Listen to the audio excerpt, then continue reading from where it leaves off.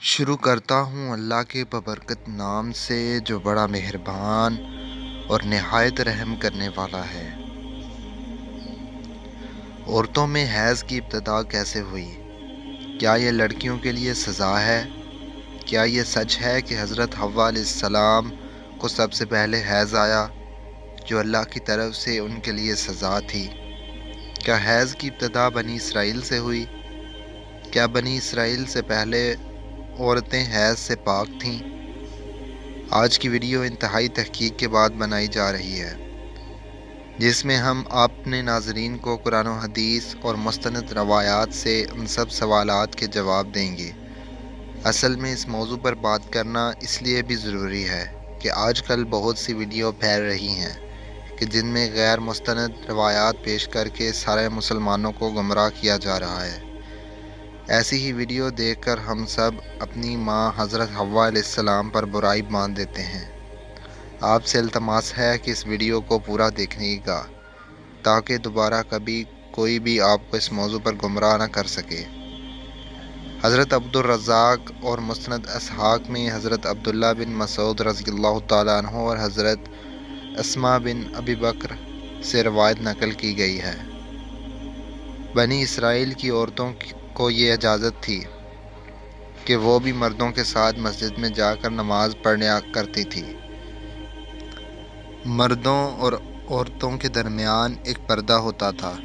پھر ایک دن ایک لڑکی اپنی ایڑیاں اٹھا کر مردوں میں اپنے یار کو دیکھنے لگی اور پھر اس نے یہ روزانہ کا معمول بنا لیا۔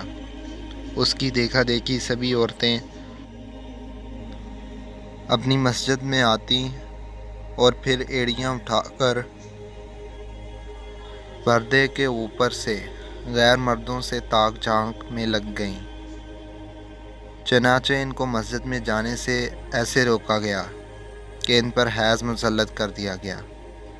اب کچھ لوگ اس روایات سے یہ سبق لیتے ہیں کہ حیض کی ابتدا بنی اسرائیل سے ہوئی، جو کہ غلط ہے، کیونکہ مفسرین اس روایات کی تفسیر میں لکھتے ہیں کہ یہ حیض عام نہیں تھا، بلکہ بنی اسرائیل کی عورتوں کو مسجد میں گناہ کرنے کی اللہ پاک نے ایسی سزا دی کہ 4 مہینے تک مسلسل صبح و شام وہ عورتیں حیض کی کیفیت میں رہیں اور مسجد میں آنا بند کر دیا۔ پھر جب اللہ پاک نے ان کی توبہ قبول کی تو یہ عذاب ان پر سے ختم ہوا۔ صحیح احادیث مبارکہ سے یہ ثابت ہے کہ عورتوں میں حیض کی ابتدا روزے اول سے ہے۔ آئیے اس بارے میں 2 احادیث مبارکہ بیان کرتے ہیں کہ جن سے ثابت ہوگا کہ حیض کی ابتدا پہلے دن سے ہی ہے، نہ کہ بنی اسرائیل سے اس کی ابتدا ہوئی۔ حضرت عائشہ حجۃ الوداع میں اللہ کے رسول صلی اللہ علیہ وآلہ وسلم کے ساتھ حج کے ارادے سے نکلیں۔ راستے میں انہیں حیض آ گیا تو وہ اس اندیشے سے رونے لگیں کہ اب وہ مناسک حج ادا کرنے سے محروم ہو جائیں گی۔ آپ صلی اللہ علیہ وآلہ وسلم کو معلوم ہوا تو آپ نے انہیں سمجھاتے ہوئے فرمایا، یہ ایسی چیز ہے جسے اللہ تعالیٰ نے اولاد آدم میں عورتوں کے لیے لازم کر دیا ہے۔ اس حالت میں تم بھی وہی سب کرو جو حاجی کرتا ہے، صرف پاک ہونے تک بیت اللہ کا طواف نہ کرو۔ بالکل اسی طرح ایک حدیث حضرت ام سلمہ رضی اللہ تعالیٰ عنہ سے بھی مروی ہے۔ حضرت ام سلمہ رضی اللہ تعالیٰ عنہ بیان کرتی ہیں کہ ایک موقع پر میں رسول اللہ صلی اللہ علیہ وآلہ وسلم کے پاس تھی کہ مجھے حیض آنے لگا۔ میں وہاں سے اٹھ گئی۔ آپ نے دریافت کیا تو میں نے بتایا کہ مجھے حیض آنے لگا ہے۔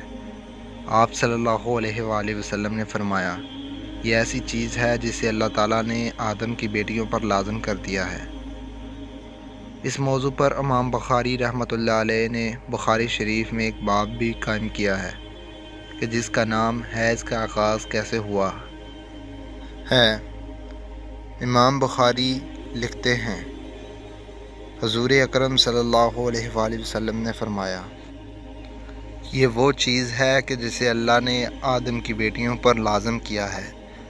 امام بخاری مزید لکھتے ہیں کہ بعض لوگ کہتے ہیں کہ حیض کا آغاز بنی اسرائیل سے ہوا، جبکہ اس معاملے میں نبی کریم صلی اللہ علیہ وآلہ وسلم کا ارشاد زیادہ تر معتبر ہے، چونکہ حضور صلی اللہ علیہ وسلم نے فرمایا کہ اللہ تعالیٰ نے حیض آدم کی بیٹیوں پر لازم کیا ہے، اور اس لیے بنی اسرائیل سے پہلے بھی حضرت آدم کی اولاد میں حیض موجود تھا۔ علامہ ابن حجر عسقلانی اور فتح الباری میں بھی یہی ثابت کیا گیا ہے کہ حیض ابتدائے تخلیق سے عورتوں کا آتا رہا ہے۔ اب بات کرتے ہیں ان روایات کی کہ جن میں یہ کہا جاتا ہے کہ حیض کی ابتدا حضرت حوا علیہ السلام سے ہوئی اور ایسا بطور سزا ہوا۔ امام طبری رحمۃ اللہ علیہ سورۃ البقرہ کی آیت نمبر 25 کی تفسیر میں حضرت عبد الرحمن بن زید رحمۃ اللہ علیہ کی یہ روایت نقل کرتے ہیں کہ حضرت حوا کو پہلے حیض نہیں آتا تھا، ان کی تخلیق پاکیزہ ہوئی، یہاں تک کہ انہوں نے اللہ کی نافرمانی کی اور ممنوعہ پھل کھایا، جس سے ان کو جنت سے نکالا گیا، اور پھر ان کو حیض اور حمل کی سزا دی گئی۔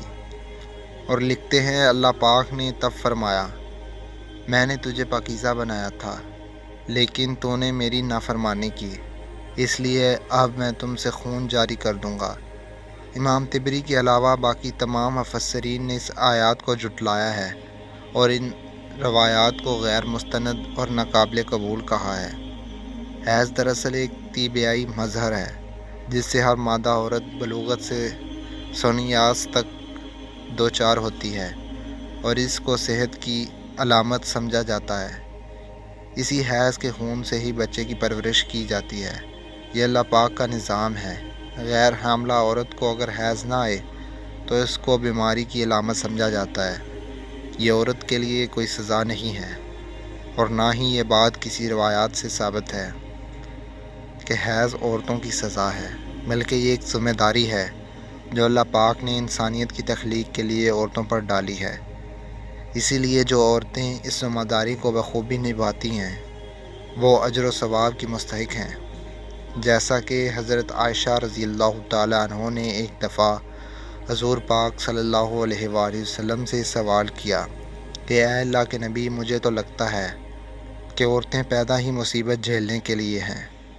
حضرت عائشہ کا اشارہ حیض اور حمل کی تکلیف کی طرف تھا۔ حضور پاک مسکرائے اور فرمایا، نہیں، بلکہ یہ ایسی چیز ہے کہ جس کے ذریعے بنی آدم کی عورتیں آزمائی گئی ہیں۔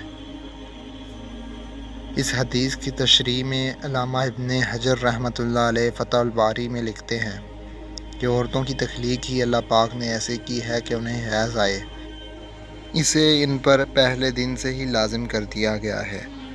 جو عورت اس پر صبر کرے گی وہ اجر کی مستحق ہوگی، اور جو اس کو مصیبت اور برائی سمجھے گی تو وہ اللہ کی تخلیق میں عیب نکالنے جیسے گناہ کی مرتکب ہوگی۔ امید ہے کہ آپ جان چکے ہوں گے کہ نہ تو یہ کوئی سزا ہے نہ عورتوں کی، اور نہ ہی اسے سزا کے طور پر حضرت حوا علیہ السلام پر مسلط کیا گیا، اور نہ ہی حیض بنی اسرائیل کی عورتوں سے شروع ہوا، بلکہ حیض و حمل تو اللہ پاک کی آزمائش ہے عورتوں کے لیے، جن کا اللہ تعالیٰ بروز قیامت عورتوں کو اجر عطا فرمائے گا۔ اے اللہ پاک، ہماری تمام بہنوں کو اس آزمائش میں صبر و تحمل عطا فرما، ہم گناہوں سے دور ہو جائیں اور نیک اعمال کرتے رہیں۔ کمنٹ سیکشن میں آمین لکھنا مت بھولیے گا۔